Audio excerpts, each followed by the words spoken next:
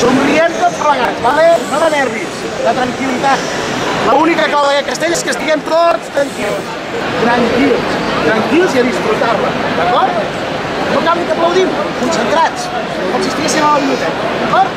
Ambient de treball. Som-hi, va!